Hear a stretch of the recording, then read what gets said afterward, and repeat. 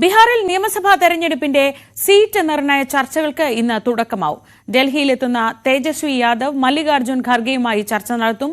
അതിനിടെ മുൻ കേന്ദ്രമന്ത്രി പശുപതി പരസിന്റെ RLSP NDA വിട്ടു. രാഗേഷ് വിവരങ്ങളുമായി.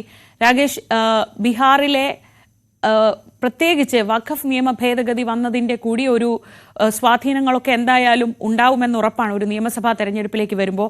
അതുകൊണ്ട് തന്നെ ഈ സീറ്റ് നിർണയ ചർച്ചകളിലൊക്കെ ഇതുമായി ബന്ധപ്പെട്ട കാര്യങ്ങളും വരുമല്ലോ. എങ്ങനെയൊക്കെയാണ് ചർച്ചകൾ നടക്കുന്നത്? എന്തൊക്കെയാണ് അവിടെ നിന്ന് വരുന്ന വിവരങ്ങൾ? ശ്രീജ, 2020 ബീഹാറിൽ നേരിയ വ്യത്യാസത്തിനാണ് മഹാസഖ്യത്തിന് അധികാരം നഷ്ടപ്പെട്ടത്. കാരണം കണക്കുകൾ നോക്കുകയാണെങ്കിൽ RJD തന്നെയായിരുന്നു അവിടെ ഏറ്റവും വലിയ ഒറ്റകക്ഷി. അതായത് ഭരണം പിടിച്ച NDA സഖ്യത്തെക്കാൾ, അല്ലെങ്കിൽ അതിൽ ഏറ്റവും കൂടുതൽ സീറ്റ് കിട്ടിയത് BJPക്കായിരുന്നു.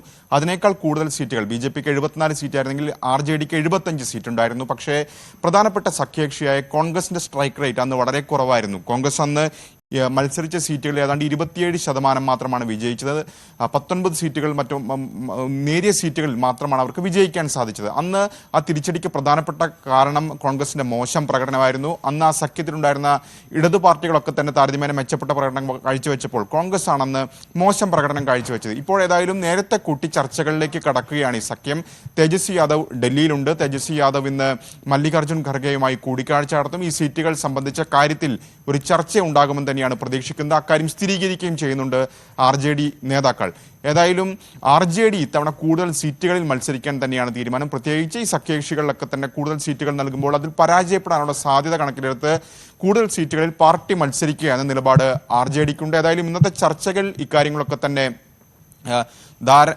അന്തിമ ധാരണയിലേക്ക് കടന്നില്ലെങ്കിൽ പോലും ഒരു പ്രാരംഭ ചർച്ചകൾക്ക് തുടക്കമിടുന്ന കാര്യത്തിൽ സംശയമില്ല. മാത്രവുമല്ല, അടുത്ത ദിവസം ഖർഗെ ബീഹാറിലെത്തുകയും റാലിയിൽ പങ്കെടുക്കുകയും ചെയ്യുന്നുണ്ട്. അങ്ങനെ ഒരു പ്രചാരണത്തിന് കൂടി ഇപ്പോൾ മഹാസഖ്യം തുടക്കമിടുകയാണ്.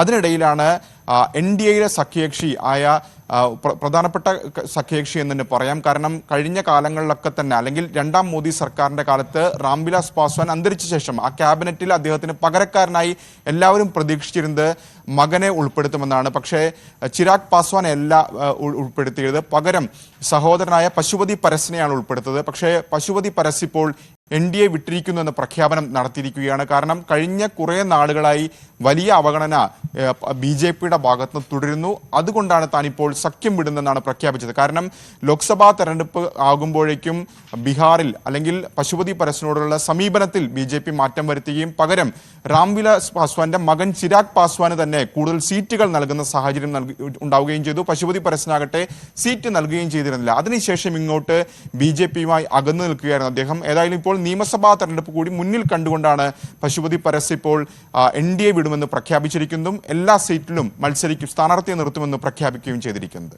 ശ്രീജ, രാഗേഷാണ് വിവരങ്ങൾ നൽകിയത്.